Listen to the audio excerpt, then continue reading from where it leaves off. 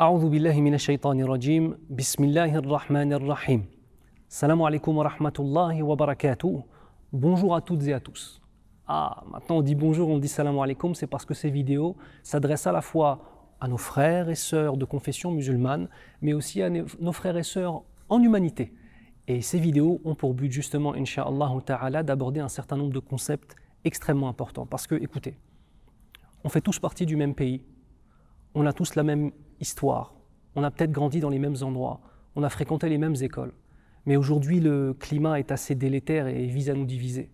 Moi, j'aimerais qu'on se rappelle avant toute chose que nous sommes des êtres humains, qu'on a partagé des milliers de choses ensemble. Peut-être quand on était petit, quand on était adolescent, ou même en tant qu'adulte, ou dans le monde du travail, ou dans le monde de tous les jours. Et je voudrais en fait inviter tous mes amis non musulmans à comprendre un petit peu mieux ce qu'est l'islam. Et c'est le but de ces vidéos que nous allons faire ensemble. On va commencer aujourd'hui avec un sujet qui est très important, en mentionnant un verset coranique. Et ce verset coranique va vous permettre à vous et à nous de nous souvenir d'une origine commune que nous avons. Allah Azza wa Jal nous dit dans le Coran al-Karim, et il commence le verset en disant « Ya Yohannas » ô vous les hommes. Hommes avec un grand H, c'est-à-dire les hommes, que ce soit des hommes de sexe masculin ou bien alors de sexe féminin, que vous soyez des musulmans et des musulmanes, ou bien que vous ne soyez ni musulmans ni musulmanes, que vous ayez une croyance autre ou que vous soyez même athée, ô vous les hommes. Puis ensuite Allah Azza wa Jal, je vais continuer simplement dans le sens du verset, il nous dit dans le sens, certes, nous vous avons créé d'un homme et d'une femme. Dans ce verset, il y a tout un tas de choses qui sont très importantes et les premières choses à souligner, c'est que toi et moi, que tu sois musulman, musulmane, que tu sois non musulman ou non musulmane, toi et moi, on a une origine commune en fait. Et tout comme si demain tu rencontrais une personne que tu ne connaissais pas, mais que cette personne aurait un lien de famille avec toi, tu apprends que c'est ton cousin, ta cousine, ton oncle ou ta tante, et bien tout de suite il y a un lien qui se fait. Nous en islam, on estime que ce lien existe avec l'humanité tout entière. Et qui dit lien de famille, dit droit et devoir, dit respect, et dit des échanges, incha'Allah ta'ala. Autre élément important, Allah subhanahu wa ta'ala, Allah, notre Seigneur, le créateur des cieux et de la terre, vient nous informer ici que la base de toute chose, c'est l'homme et la femme. Et l'homme et la femme sont là pour créer. On va à notre tour, incha'Allah ta'ala, créer des familles, créer une société. Et l'islam vise à une notion d'équité, de justice et de complémentarité entre l'homme et la femme. Puis par la suite, Allah Azza wa Jal, on est toujours sur le même verset, il nous dit quoi ? وَجَعَلْنَاكُمْ شُعُوبًا وَقَبَائِلَ لِتَعَارَفُوا. Ce qui signifie, et nous avons fait de vous des peuples différents et des ethnies et des tribus différentes afin que vous vous entreconnaissiez. Regardez ici ce verset, il est en train encore une fois de nous dire qu'il y a non seulement du lien, mais qu'on doit développer ce lien. Nos différences ethniques, même religieuses, même culturelles, émanent de la volonté divine. C'est-à-dire que nous sommes différents et la différence n'est pas considérée comme un danger les uns pour les autres, mais la différence est considérée comme une richesse les uns pour les autres. Mais tout dépendra de la façon dont moi je vais t'aborder et la façon dont toi tu vas m'aborder. La façon dont une personne de confession musulmane abordera une personne qui n'est pas musulmane et la façon dont une personne qui n'est pas de confession musulmane abordera un musulman. Est-ce que maintenant je te regarde de haut en pensant que tu m'es inférieur ou est-ce que je te regarde avec amour, avec volonté de partage, en me disant sincèrement et profondément que toi tu as des choses à m'apporter et que moi, Inch'Allah, j'ai des choses à t'apporter. Et c'est ça le sens du verbe qui est utilisé en arabe, lita'arafu, afin que. C'est-à-dire que dans ce verset, Allah Azza wa Jal, je vous le répète depuis le début, pour vraiment qu'il soit présent dans nos esprits, ô vous les hommes, hommes et femmes, nous vous avons créé d'un homme et d'une femme. Vous avez donc un héritage commun et un ancêtre commun. Et nous avons fait de vous des peuples et des ethnies différentes afin que vous vous entreconnaissiez. Et ici, il y a aussi un autre élément qui est très important, qui est souligné, c'est un élément de société. Et on en a entendu parler de très nombreuses fois, à la fois en France, à la fois aux États-Unis, avec tous les crimes malheureusement racistes qui peuvent se passer là-bas et malheureusement d'autres qui ont eu lieu en France. C'est que le racisme en lui-même est une chose qui est considérée comme une aberration par le Seigneur des mondes.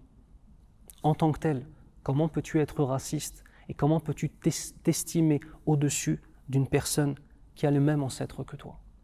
Tu comprends, ce que je suis en train de te dire là, c'est que l'islam, à travers ce message d'ancêtres communs, n'est pas simplement en train de nous dire qu'on doit vivre les uns à côté des autres en essayant de s'esquiver au maximum. Non, c'est pas du tout cela. L'islam nous enseigne que nous avons un héritage commun. L'islam nous enseigne que je me dois de te connaître, que je me dois de t'expliquer qui je suis. Et c'est exactement ce qu'on est en train de faire à travers cette série de vidéos, Inch'Allah ta'ala. D'accord? Nous vous avons certes créé d'un mâle et d'une femelle, d'un homme et d'une femme, et nous avons fait de vous différents peuples et différentes ethnies afin que vous vous entreconnaissiez. Et regardez la suite du verset. Inna akramakum indallahi atqakum. Allahu Akbar. J'ai dit Allahu Akbar, vous inquiétez pas, ça veut dire Allah dépasse tout et plus grand que tout. D'accord? C'est une parole de paix à l'origine, c'est une parole qu'on dit quand les enfants naissent, c'est une parole que l'on dit quand on a une belle surprise. Et malheureusement, ce mot a été détourné de son sens et lorsque des personnes qui ne sont pas musulmanes entendent Allahu Akbar, ils ont l'impression que c'est une agression. Pour nous, ça n'en est pas une du tout, au contraire. Donc je reviens à ce que je vous disais. Le verset nous dit, certes, le plus noble auprès d'Allah est le plus pieux d'entre vous. Ici, Allah est en train de nous expliquer une autre chose qui est très importante pour nous musulmans, qui est la suivante. Ta valeur n'est pas simplement en fonction de ce que tu possèdes, en fonction de tes performances, en fonction de ta richesse, en fonction de ta domination. Inna akramakum indallahi atqakum. Celui qui a le plus de valeur auprès d'Allah Azza wa Jal, c'est le plus pieux d'entre vous. Le plus pieux, le meilleur dans sa relation avec son Seigneur, bien évidemment, c'est une dimension religieuse, je ne vais pas le nier. Mais dans une autre dimension, dans la relation avec les autres créatures. Pour être un bon musulman, on se doit d'être un bon voisin. Si on n'est pas un bon voisin, on a un manquement, écoutez bien, dans sa foi. Notre foi n'est pas complète. Pour être un bon musulman, on doit être un père aimant, doux, attentif. On doit être une mère aimante, douce, attentive. On doit être au service des nécessiteux. On doit être là pour aider les gens. On doit être une plus-value pour la société dans laquelle on vit.